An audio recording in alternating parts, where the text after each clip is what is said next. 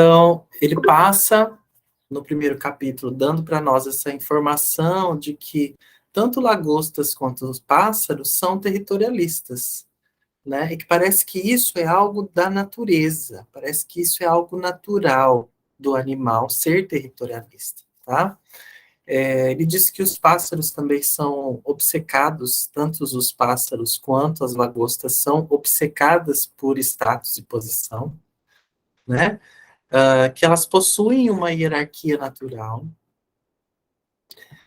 e que existe uma escassez, né? Que existe uma escassez daquilo que é melhor. Então, o melhor lugar é escasso, a melhor comida é escasso, né? Tudo que for melhor é escasso. Então, por isso há uma necessidade de disputar esse lugar de melhor. Então, vai formando uma pirâmide hierárquica, né? Depois a gente passou pelas questões dos conflitos de território também, né, que esses animais possuem estratégias de defesa e agressão. Então, quando a gente olha as lagostas, lá tem os 4 níveis, né, de agressão, de defesa e agressão para proteger o território. O pássaro também, quando ele dá o exemplo do gravador, né, as estratégias do pássaro de expulsar as pessoas do seu território. Então, essas estratégias, elas já estão em nós, elas estão imanentes em nós, é intrínseco em nós, né? E que todas as vezes que a gente faz o enfrentamento, que a gente vai para o conflito e a gente ganha ou perde, existe uma modulação neural. Né? Existe uma mudança a nível cortical da nossa percepção, né? Existem alterações biológicas, né? Dentro de neurotransmissores, lá de octopamina, serotonina e tudo mais, que vão interferir na nossa postura em relação aos demais. Então, se eu ganho uma disputa, eu permaneço com a postura ereta, a cabeça erguida e mantenho os níveis de serotonina elevados. Se eu perco, o nível de serotonina baixa, eu mantenho a minha coluna dobrada e a cabeça olhando para baixo, tá? Depois a gente percebeu que havia a questão do princípio, né, de distribuição, que ele é sempre desnivelado. Ele mostra que o topo dessa hierarquia, que corresponde a 1% de toda a população, possui 50% de todo o recurso, né, e que os outros 50% é dividido em todo o restante da comunidade, seja ali de pássaros, de lagostas ou seres humanos, né? Então ficou claro que essa hierarquia e essa distribuição é desnivelada naturalmente. É algo natural, tá? E que a gente vai aprendendo modelos e experimentando modelos de sociedade. Aí ele faz uma observação sobre capitalismo, socialismo e todas as outras estilos e maneiras de se organizar uma sociedade, dizendo que nenhuma delas é o ideal, mas que todas elas correspondem a um desejo de melhor adaptação à realidade, né? Elas representam um desejo de uma melhoria no modo como essa ordem natural e distribuição natural é feita, tá? Ele mostra também que uma das habilidades, né, das habilidades daquele predador maior é fazer coalizões com as camadas de baixo, né? Quando eu sou capaz de fazer coalizões com as camadas de baixo, eu consigo também me manter no topo, tá? Ah, então a gente chegou até aqui, todas as garotas. Acho que a gente chegou aqui também, né? Em natureza e natureza, dessa necessidade da gente conservar características biológicas, mas também estar aberto à melhor adaptação do ambiente, que está sempre em constante mudança, né? A questão da problematização, a problematização não é o saber, né? É aquilo que a gente acha que sabe e, na verdade, não sabemos, né? É uma verdade que a gente atribui a nós mesmos. Inclusive, a gente vai ver isso no capítulo 2, o quanto que isso é problemático, né? Esse capítulo 2 que a gente vai entrar ainda hoje, eu acredito que sim.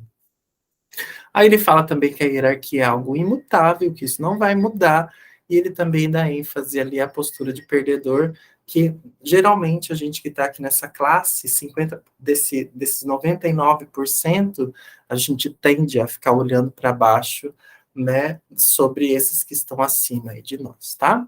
Topo de classe, que também tem a ver com gênero, né, do masculino e feminino, por exemplo, essa questão da meritocracia, também ela é uma ilusão, porque a gente nasce em determinada família, em determinada casta, né? Então, Isabel Menon nasceu lá filha de um grande empresário, dono da Coca-Cola. A Tânia nasceu filha da faxineira. A Viviane nasceu filho da professora. E eu nasci também filho de professor. Ora, obviamente que a Isabel vai ter acesso a muito mais recursos, a Isabel vai ter acesso a muito mais educação, a Isabel vai ter acesso a muito mais coisas, e tudo que ela desenvolver não tem a ver com o mérito, mas tem a ver com a classe onde ela nasceu, onde ela está situada, né? Diferente da Tânia, que nasceu filha de uma faxineira, então ela pode até chegar aqui em cima a nível de instrução, mas vai ser um caminho muito mais árduo e mais difícil do que para Isabel, né? Então ele deixa claro que também existe essa questão de estar no topo da classe vai privilegiar você. Se você estiver aqui no topo, você vai ser um privilegiado, tá? E que nós, então, vamos criando uma personalidade, uma identidade, aquilo que nós somos, a partir de como a gente se relaciona com os outros e como os outros nos veem.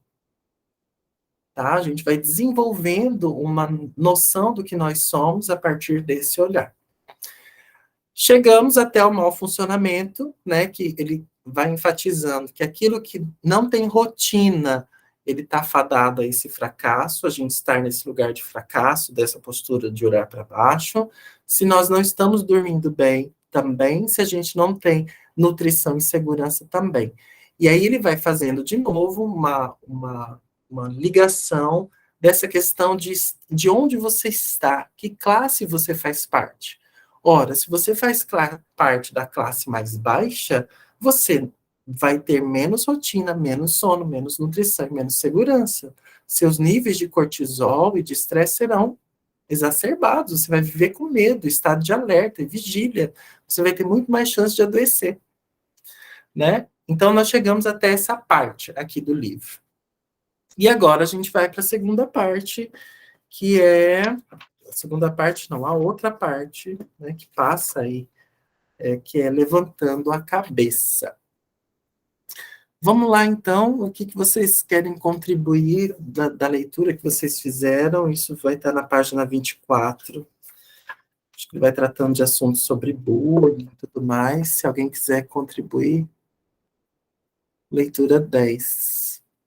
Leitura 10. É um elogio, Isabel?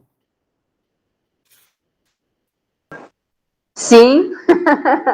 Certo, tá certo.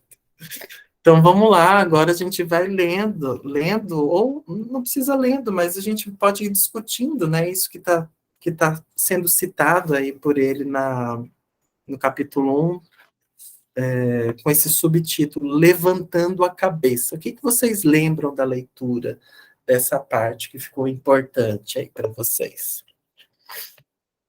Ali da página 24. Quem quer comentar? Jennifer, seja bem-vinda. Obrigada. Nós vamos começar aqui, Jennifer, na página 24, levantando a cabeça ainda do capítulo 1, para a gente finalizar o capítulo 1, tá? Tá bom, eu tô chegando agora. Tá, Já vou certo. acompanhando. Fique à vontade. O que fica marcado? Porque é o finalzinho do capítulo 1, né? Então ele vai trazendo todas essas implicações aí ele faz uma analogia, então, com a natureza. Ele está dizendo, olha, essa hierarquia é algo natural, né? Ele vai dizendo, olha, essa questão de classe social é algo natural, ela é necessária, né? Nós nos organizamos assim, nós estamos buscando cada vez um modelo que seja favorável à vida, tá? Mas que existem os privilegiados e existem os que são muito miseráveis, né? E que há uma necessidade de coalizão entre esse que é maior com quem está embaixo, para que ele permaneça no topo, tá?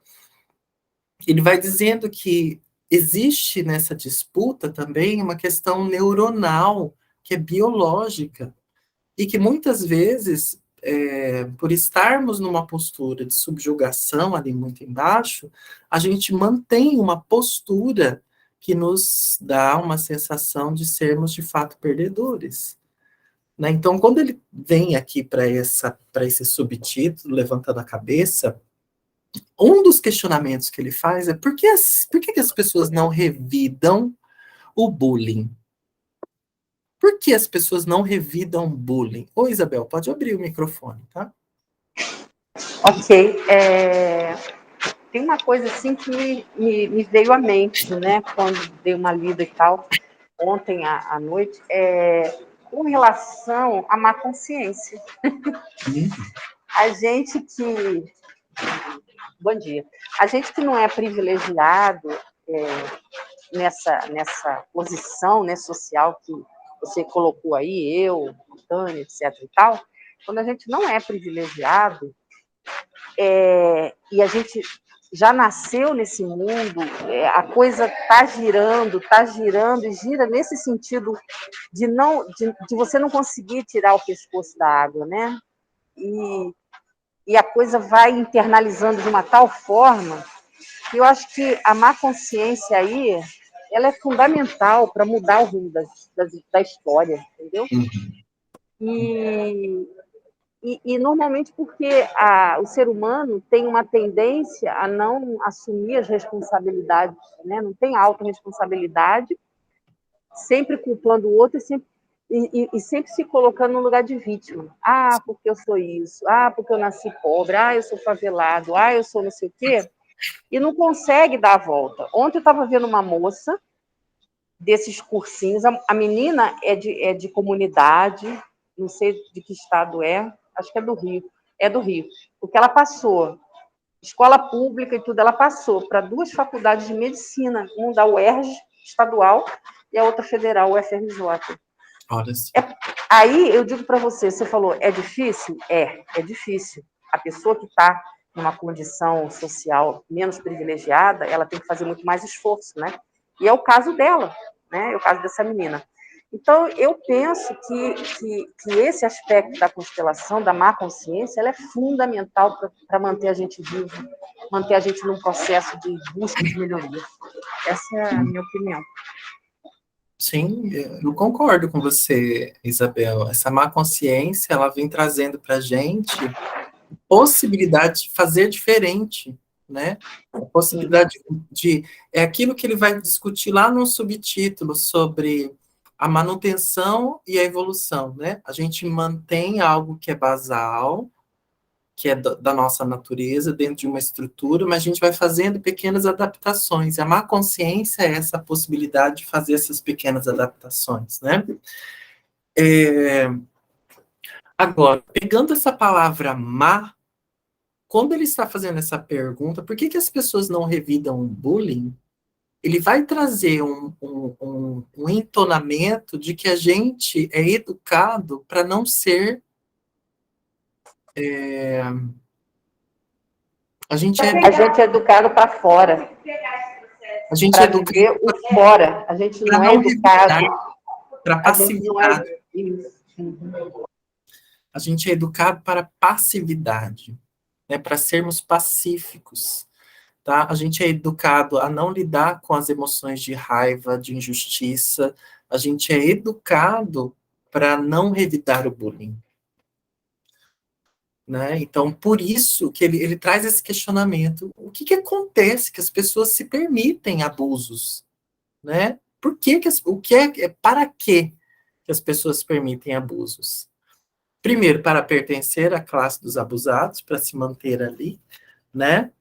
E segundo, porque nós temos essa educação, nós fomos criados para isso, tá? Aí ele diz aqui que essa capacidade de agressão é como se a gente tivesse, essa capacidade estivesse presa numa camisa de forças de uma moralidade restrita, ou seja, de novo uma questão de normas e valores, uma questão moral de normas e valores, tendo maior intensidade sobre a nossa essência do sentimento, de corpo, tá? Muitas vezes, quando a gente, na clínica mesmo, a gente percebe que, às vezes, o cliente chega Não vou pegar. dissociado do corpo. Ele tá daqui para cima, ele funciona, e daqui para baixo é como se ele não tivesse conexão. Ele não se conecta com as emoções, ele não se conecta com o corpo dele. Tá? Então, é como se essa desconexão, especialmente com a agressividade, fizesse a gente ficar muito bonzinho, né? A gente fica muito passivo, pacífico, pacífico. A gente fica pacífico. Logo, a gente não revida, né? Aqui ele vai dizer um outro parágrafo que eu também separei aqui, esse aqui, ó. As pessoas que se recusam a demonstrar uma reação correta de autoproteção territorial, olha só, ele está dizendo, uma postura correta de autoproteção territorial. Aqueles que se recusam a uma postura de autoproteção territorial ficam expostas à exploração da mesma forma que aqueles que genuinamente não conseguem defender seus direitos por causa de inabilidade mais essencial ou por um desequilíbrio real de poder, né? Aqui ele fala que as crenças ingênuas podem se transformar em um convite positivo para o abuso, porque aqueles que pretendem causar dano se especializaram em atacar as pessoas que pensam exatamente assim, que elas não podem revidar, que elas precisam ser pacíficas, que mais? Que mais que são as crenças que fazem a gente não revidar? Que a gente precisa dar outra face, né? E às vezes isso é interpretado como você deve ser sacrificado em um bem maior, você deve ser levado em sacrifício em razão de um bem maior. Eu lembro de uma cliente que ela tinha um script muito do Cristo, assim, de abnegação ao outro e tudo mais, e o tempo inteiro ela falava, eu fazia o questionamento para ela no sentido assim, tá, mas o que mantém você nesse lugar que parece que está te incomodando tanto? Isso está te machucando, você fala que isso está te ferindo, e o que te mantém aqui? E aí a resposta era assim, mas eles precisam mais do que eu. Perdoa, pai, eles não sabem o que fazem.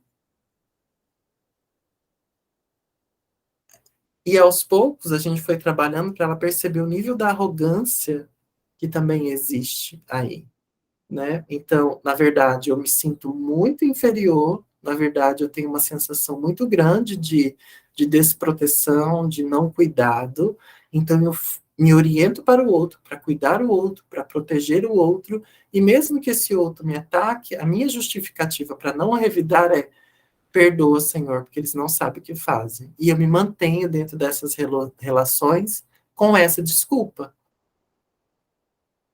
Porque, no fundo, eu não revido ou eu não coloco limite dentro dessa relação, porque eu ainda tenho uma história de fragilidade, vulnerabilidade e de abusos aqui.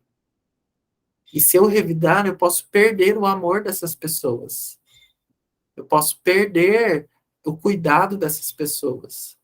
Eu posso não pertencer mais a essas pessoas. E aí eu entro em crise, né? Eu vou para o caos. E a gente quer evitar o caos a todo custo. Tá? Então, quando a gente fala aí dessa... A gente chega, né, nesse finalzinho aí do primeiro capítulo, levantando a cabeça, ele diz que nós temos essa questão de vingança naturalmente, tá? E que ela é proibida por causa da moralidade. Então, é como se a alma, algo interno, há um movimento interno e ancestral que nos leva a revidar o abuso, tá? Mas a gente muitas vezes não faz por causa da moralidade, né? E essa parte é muito bacana do livro também, onde ele fala que é importante reconhecer em si mesmo a semente do mal. Fala para mim, quem aí já reconheceu a semente do mal plantada em si mesmo? Quem já consegue se ver como abusador, como perpetrador, como terrível, como explorador, como assassino? Quem aí já consegue se enxergar assim? Viviane, Jennifer, Isabel, tá?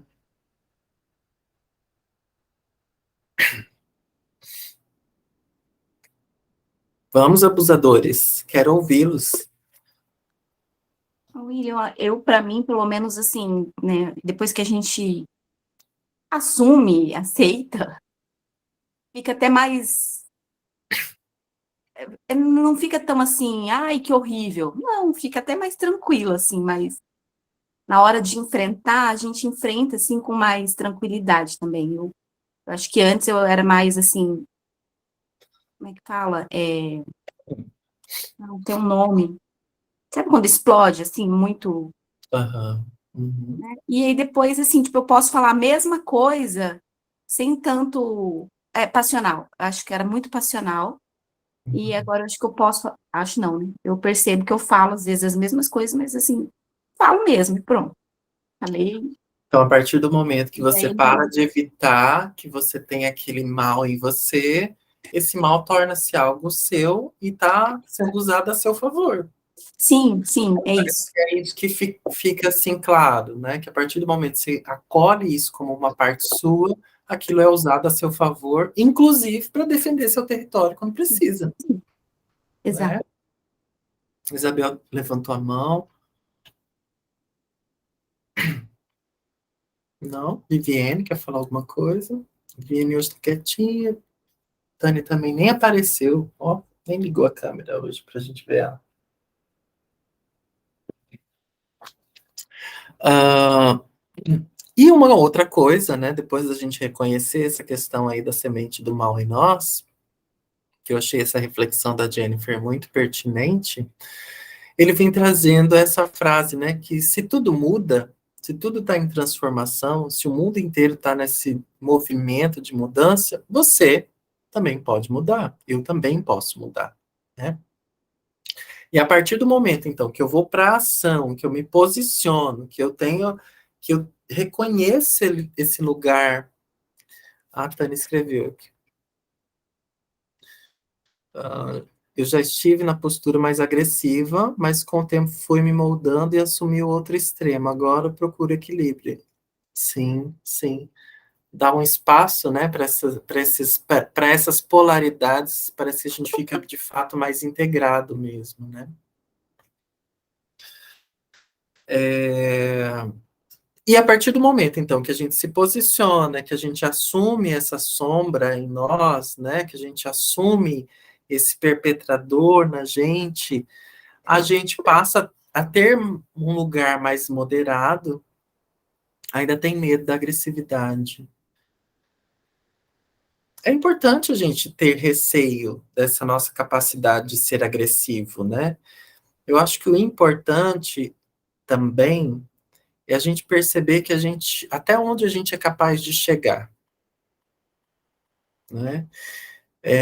Esses dias eu atendi uma cliente, foi muito legal, ela compartilhou algo assim bacana de eu tenho um desejo de quebrar tudo quando eu vou em,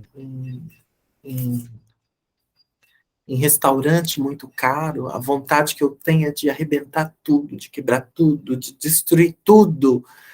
E ela falou assim para mim, eu tenho medo dessa agressividade, né? Tenho medo, isso está em mim, isso está aqui. Isso está aqui dentro de mim e eu posso chegar a vias de fato. Eu quero destruir tudo, eu quero quebrar tudo, eu quero queimar, eu quero avançar nas pessoas. Mas isso tudo na cabeça, né? E a gente foi investigar o motivo daquele pensamento. Tem uma função. Aquela agressividade toda está ali, mas com uma função. Existe uma função, existe um para quê daquela agressividade, tá? E ela deixou claro que aquilo era dentro de restaurantes chiques. Eu falei assim, tá, e quando você vai para um restaurantezinho da esquina que é simples? Ela falou, não, isso não acontece. E aí a gente foi, então, examinando o passado, se isso acontecia lá atrás e tudo mais, e ela chegou à conclusão. Ela chegou à conclusão que a infância foi uma infância muito difícil, eles não tinham recursos, e ela sempre se sentiu muito inferior a esses lugares que eram muito chiques, de pessoas muito ricas, e tinham muito dinheiro, e ela tinha muito pouco. Então é como se ela começasse agora, que ela pode frequentar esses lugares, ela fosse para esses lugares carregando ainda aquela menina que não podia ir para aqueles lugares. E para essa menina ficar bem, a única maneira dela ficar bem ali é mostrar o potencial agressivo e destruir tudo, porque assim ela deixa de se sentir tão diminuída. Ela não precisa se sentir tão pequena.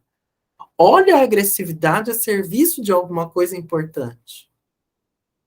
A agressividade em nós, ela não está aí à toa, ela tem uma função. E se às vezes a gente tem medo da agressividade porque ela pode ter um tamanho gigante, esse tamanho gigante está mostrando alguma coisa de fato. Tem algo aqui. E a partir do momento que essa cliente, então, olha para esse lugar, olha para essa criança, ela fala assim, gente, eu estava me achando um monstro, né? Eu achava que eu tinha instintos assassinos. Eu falei assim, mas quem disse que você não tem? Né, esse desejo de avançar nas pessoas e quebrar tudo está dizendo muito da sua capacidade de chegar a vias de fato. Mas eu não duvido que nenhuma pessoa, em circunstâncias adequadas, não seja capaz de matar alguém. Tá? Nós, em determinadas circunstâncias, a gente é capaz de fazer. Tem um seriado muito legal no Netflix, para a gente olhar sobre como o ambiente modela o nosso comportamento, chamado The Push, o empurrão, no Netflix, chama The Push. Procurem, assistam The Push, porque nesse seriado eles vão mostrando o quanto que o ambiente vai condicionando você para se tornar um assassino. E das 10 pessoas, acho que eram 10 pessoas que foram experimentadas, só uma se recusou a matar. O resto todos mataram a pessoa no final.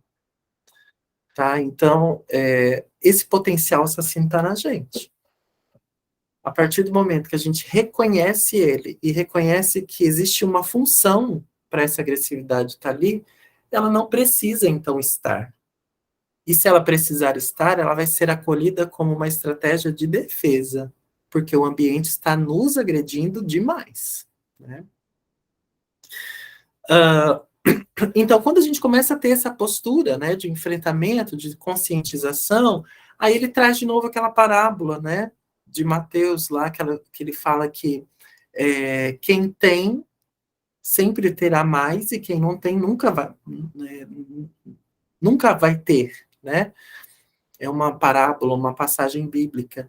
Então, quando a gente toma um posicionamento, a gente começa a ter, logo a gente sempre vai ter mais. A gente começa a mudar esse ambiente, tá? E aí eu trouxe, aqui eu lembrei na hora que eu li o livro, da programação neurolinguística, da PNL, né? Porque as questões de linguagem corporal, as memórias que nós temos, as ancoragens de recurso positivo, as memórias positivas que nós temos, são tudo que a gente tem e que a gente pode ter mais, e que às vezes a gente esquece de fazer, de recordar que nós temos. A gente esquece que a gente já passou por momentos de abundância, de alegria, de resolução de problemas. A gente está ali aflito dentro de um problema e continua aflito porque você esqueceu que você já foi capaz de resolver muitos outros problemas lá atrás. E quando você se recorda que você já foi capaz de resolver problemas atrás, pronto, você volta a ter uma postura de calma, eu sou capaz, isso aqui é só uma dificuldade diferente do que aquela anterior. Então, serei capaz também de resolver, tá? E, a partir do momento que a gente também tem essa postura, a gente é capaz de ser autêntico, né? De pensar, de falar e expressar tudo aquilo que nós somos e pensamos. E assim finaliza o capítulo 1. Ó, vocês vêm comigo no capítulo 2. Vocês leram o capítulo 2? Chegaram a ler? Não? Leram, não leram? O capítulo 2, não, Jennifer. Não. O capítulo 2, ele tá lindo, assim. Ele é delicioso, tá? E o tema desse capítulo 2, eu gostaria muito que a gente pudesse discutir os nossos pontos de vista, né? Então, é importante ler também o capítulo para a gente dar conta de fazer essas discussões, né? Ele fala, o tema dele é perfeito, né? Cuide de si mesmo como você cuidaria de alguém sobre a sua responsabilidade. E aí eu quero perguntar, como é que está o autocuidado aí? Como vocês têm cuidado de vocês mesmos? Sabe a roda da vida? Família, lazer, saúde, que mais? Trabalho, espiritualidade. Como é que estão essas 5 esferas aí da sua vida? Como você tem cuidado dessas 5 esferas? Olha um pouquinho, né? Faz essa roda aí da vida agora, nesse momento, e olha, perceba o que é que você tem fazendo que te dá energia e o que é que você tem fazendo que te tira energia. Vamos parar 3 minutinhos para fazer isso? Para fazer uma roda da vida rapidinha? Então faz um círculo, divide ela em 5 pedaços. Escreve família, lazer, trabalho, espiritualidade, amor.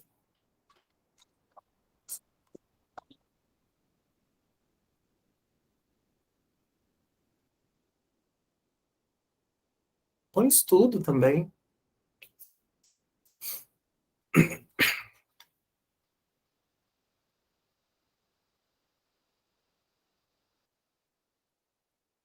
E aí, em cada pedacinho dessa pizza, você vai escrevendo assim, o que que você tem feito na sua família?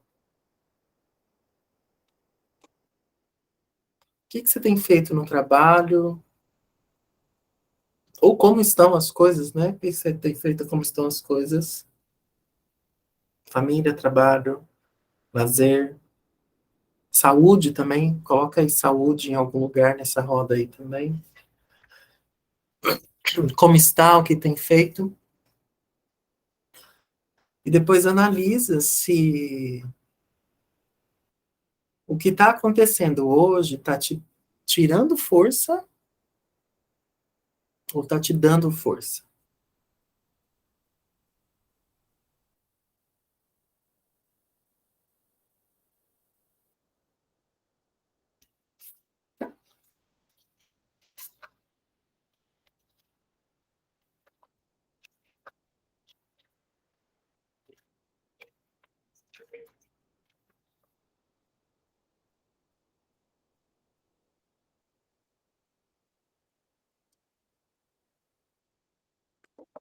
William, é interessante, né, como a gente às vezes, pelo menos para mim, né, agora que começou a ficar claro, que se eu tenho agora um foco, um objetivo, uma coisa que eu preciso mais nesse momento, né, eu direciono. Mas antes eu fazia muito assim, sabe, o que surgia do momento? E aquilo tomava conta, quando você via foi o tempo, foi né, e não estava bom nem uma coisa nem outra, né? Uhum, E aí esse autocuidado agora, para mim, tá vindo muito assim também de cuidado com o corpo, com beleza, com isso. Porque, uhum, assim, tive uma fase que era muito mais alta, E depois eu fui vendo assim, não, isso aí é futilidade, é besteira. E aí fui desleixando muito. E aí chegou um ponto que eu falei, nossa, cadê aquela, né? E aí eu falei, não dá para ficar totalmente sem, não é uma coisa assim, ter ou não ter. Tem que, Uhum. e aí, então, eu precisei desses dois extremos, assim, Sim, para sim, perceber. alguma coisa te atravessou que disse, olha, você está fazendo errado, né? Aí você parou de fazer, experimentou esse lugar de não fazer e viu que também não tá legal, né? Aprendizado é muito isso, né? Experiência da nossa vida, né? Então, assim, ao observar aí a roda da vida, percebe se tem algo que está tirando sua energia, que tem algo que tira.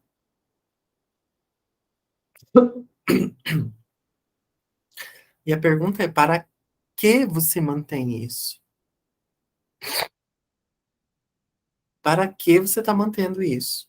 Esse comportamento, ou essa pessoa, ou esse isso. Para quê? Porque é exatamente essa pergunta que o capítulo vai responder.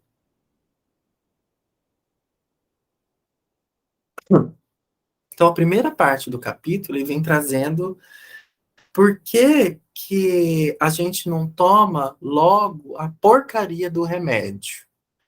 Esse questionamento, ele é, para mim, né, que sou da área da saúde e que atendi muito tempo adultos, de nefrologia, de infectologia.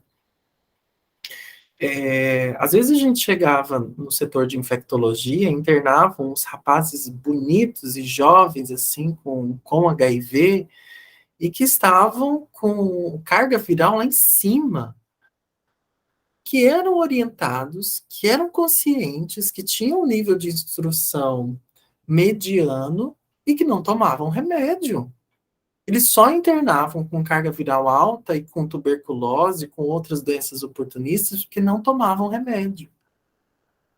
E é exatamente esse questionamento que ele traz. Por que a gente não toma remédio? Por que a gente não se cuida? O que acontece com a gente que a gente não cuida da gente mesmo? Mas que a gente cuida muito bem de um cachorrinho que a gente tem. Se ele tiver uma dorzinha, se ele tiver uma diarreia, a gente leva ele no veterinário imediatamente, vai dar o remedinho ali de hora em hora. Para o bichinho em defesa a gente faz, mas para a gente não faz. O que é que nos leva a nos comportar assim, com tanto antagonismo conosco mesmo? Ô, Isabel. Eu acho que, no fundo, é aquilo que eu escrevi aí no chat há uma meia hora, 15 minutos atrás. A gente não é ensinado a olhar para dentro. A gente é ensinado aos comportamentos externos, que os outros vão pensar. Então, se você não tem esse hábito de cuidado desde cedo, se você não é despertado para isso, para essa necessidade de primeiro ver você e depois você ver o exterior, o externo, né?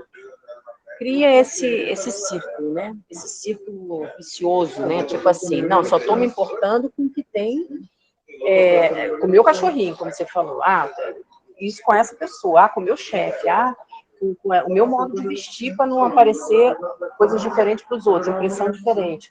Então, é muito externo. E você não aprendeu a olhar para si, né? A se colocar em primeiro lugar. Aí, somado às encrencas que a gente tem durante a vida, né? A construção do nosso HD, né? Ela é feita, às vezes, de maneira completamente louca, e gerando trauma, gerando uma série de coisas, e às vezes as pessoas não conseguem lidar. Aí que não vai olhar para si mesmo, né? Com mais medo ainda de ir no fundo. E aí, talvez, uma necessidade de se matar, né? De morrer. Sim. Pode ser. É uma construção de autopercepção de não merecimento, né? Isso. Sim. Uma vez, eu não sei quem foi que falou, Bert, né? Os professores repetem tudo. Eles falam que a coisa mais importante do ser humano não é o amor, é o pertencimento. Né?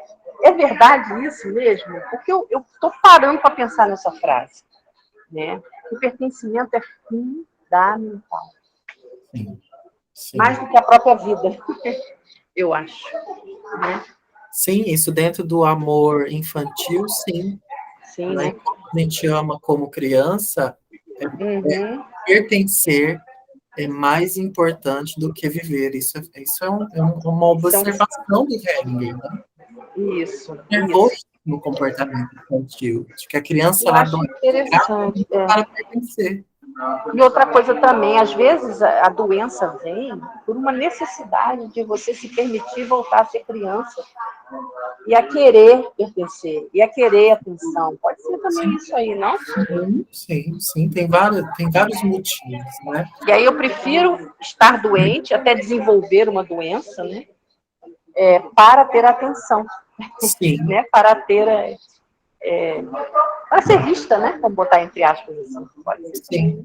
sim. É um modo infantil de amor, que pode ser, que também pode sofrer alteração, desde que haja um fator importante. Nesse capítulo, a gente vai entender que existe um fator importante, né? Que nos leva a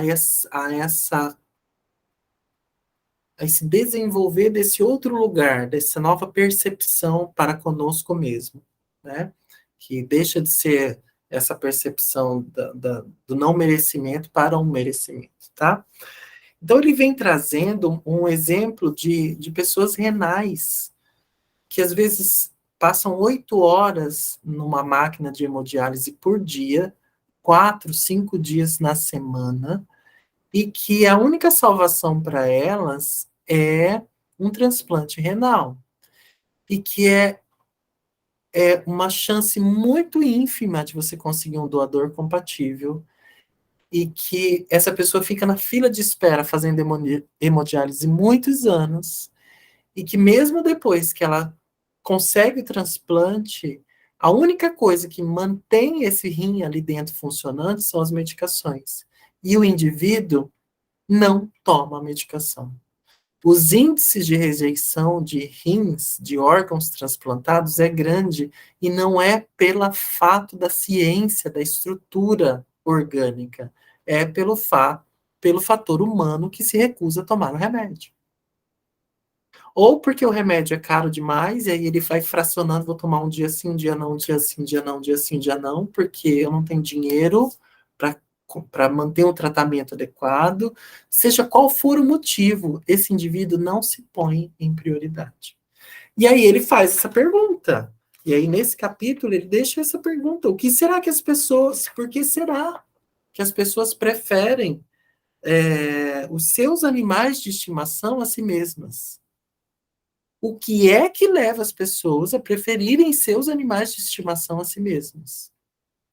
E aí, o que é que vocês respondem a partir dessa pergunta? O que vocês acham aí que leva uma pessoa a preferir seu bichinho de estimação a si mesmo? Isso é forte, né? Forte, fortíssimo. Você falou alguma coisa, Jennifer? Você falou do contato, né? A troca com o outro, de ter um ser ali para estar dando atenção. Isso quer dizer, isso poderia dizer, o que ela falou aí, que eu acho interessante, William, isso quer dizer, então, que a gente não sabe se dar carinho, a gente não sabe se amar, a gente só sabe amar um outro. Isso, a Isso está gente não fora da sabe, gente? mas a gente ama o cachorrinho. Sim, porque eu acredito assim, amo o cachorrinho porque acredita que ele te ame de volta. Então, você acha que o que leva a gente a gostar do cachorro mais do que a gostar da gente é que o cachorro gosta mais da gente do que a gente mesmo.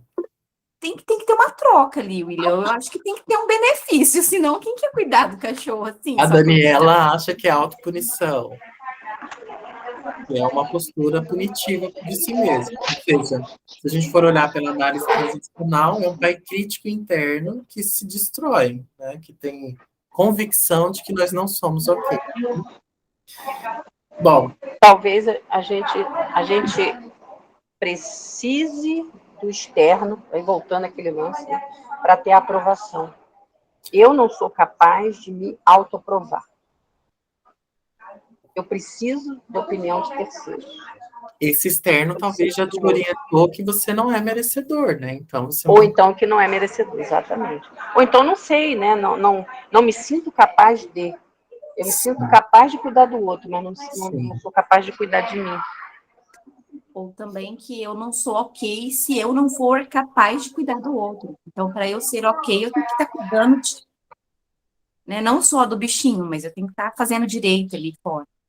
Olha, tudo que a gente comentou aqui faz sentido, tá? Mas tem algo mais específico que o Peterson ele vai trazendo, ele faz uma pesquisa, então. Eu estou sentindo que o negócio é bem mais fundo e a gente não está, talvez, querendo chegar lá. É profundo, sim. A leitura desse capítulo é saboroso, assim, porque o Peterson, ele foi criado dentro de... Ele foi religioso, né? Ele foi criado com pais que eram religiosos, então ele estava dentro da igreja, e ele vai buscar isso dentro dos evangelhos, né? Você vê que o tempo inteiro o capítulo está referenciando algo do evangelho, né? Ele tem uma conexão com esse mito cristão, tá? Então ele vai buscar na mitologia cristã, ele vai buscar dentro da religião uma resposta, uma possibilidade de resposta.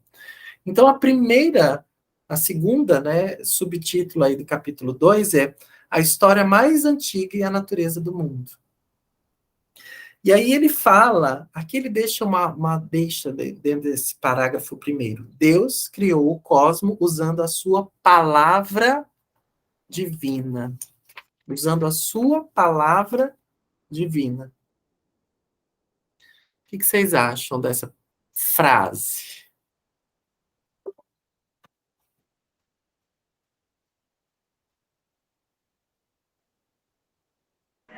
O que ele está dizendo para nós? Talvez essa frase, quando ele fala a palavra divina, é que o evangelho, de cabo a rabo, ele está voltado para o amor, né? E não esse amor que a gente experimenta até hoje. Isabel, eu acho que é uma visão ingênua, hein? Eu acho que eu estou muito no ingênuo. Pro Peterson, eu acho que ele ia olhar para você e falar assim, ó, tá ingênuo essa percepção. Porque nesse ingênuo, né? capítulo, a gente vai passar depois lá pelo Jardim do Éden, tem uma hora que ele pega um subtítulo do Jardim do Éden, e aí ele vai mostrando, assim, para nós, nas oposições do caos e da ordem, né, em uma hora ele questiona Deus, ele fala assim, por que Deus colocou uma serpente ali dentro? Divina seria de vida? Palavra divina, o mais importante é a palavra. Foi o verbo. O que ficou para mim, tá? Para vocês, quando vocês lerem, talvez tenham uma outra impressão. Mas nessa frase, o que mais me chamou a atenção foi a questão da palavra. A fala como uma força criativa. Aquilo que a gente fala, cria. Nós somos imagem e semelhança dele. Então, tudo que a gente fala, tudo que é falado, cria uma realidade. Sim. Lembra que a Isabel levantou uma possibilidade da gente ter se moldado conforme o meio foi olhando para nós e dizendo para nós quem nós somos? Então, se eu tenho um pai que diz que eu sou inadequado, que eu sou errado, que eu sou ruim, que eu sou mal, é isso que eu estou criando dentro de mim de autopercepção. Então, eu estou criando uma identidade de não merecimento. Estou criando uma identidade que eu não sirvo, de que eu não presto. Mas ainda aí, existe uma ingenuidade da gente achar que a gente só é modelado pelo mundo. Tá? Então, ele vai falar dessa questão dessa fala, que ele tem um potencial criativo muito grande, que nós estamos sempre sobrevivendo, que a ciência é algo muito novo, que nós temos 500 anos aí de investigação científica. Então, que o processo científico, ele é recente e que a gente sobreviveu muito antes das ciências. E como que a gente encarava o mundo antes, sem essa métrica da ciência? A gente encarava o mundo através da observação das ações de sobrevivência. Então a gente tinha as histórias, a gente tinha os mitos, a gente tinha os contos, aquilo que organizava o nosso modo de pensar. E esses contos, né, vamos pegar a mitologia cristã, a gente pega todas as religiões que são distintas, que não sejam a cristã, cada uma tem um ensinamento, tem uma história que está dizendo alguma coisa para nós e que é fundamental, essa coisa que está ali inserida naquela história, tá? Então, que não adianta a gente provar para a ciência, pela ciência tem que tomar esse remédio. É fundamental olhar para a estrutura desse indivíduo.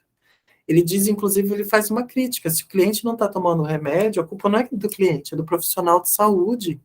Porque ele ainda não atingiu a essência daquilo que impede ele de ficar saudável. E aí ele puxa a sardinha para o lado dele, porque ele é psicólogo, né? Ele falou assim, claro, nós, psicólogos, vamos fazer esse mergulho profundo, diferente dos outros profissionais, que não vão fazer, que vão tratar só a doença, tá? Então, essas historinhas que foram contadas e que a gente arrasta milênios de histórias e contos, né, elas já fazem parte da nossa subjetividade. E ele diz que a subjetividade é algo fundamental. O que é a subjetividade? É o ser mesmo, né? É como eu percebo e experimento as experiências. É como eu gravo, como eu percebo o contato com o mundo e comigo mesmo. Isso é muito subjetivo, é interno, é meu. Isso vai estar ligado à minha maneira de ser. Então, é subjetivo para o meu subjetivo, ele é diferente do subjetivo da Isabel. A árvore, para mim, ela tem um sentido e um símbolo. A árvore, para Isabel, ela tem um outro sentido, pode ter um outro sentido, um outro significado. Isso é a nossa subjetividade. É aquilo que é único nosso, muito pessoal, a nossa experiência em relação a alguma coisa. Tá?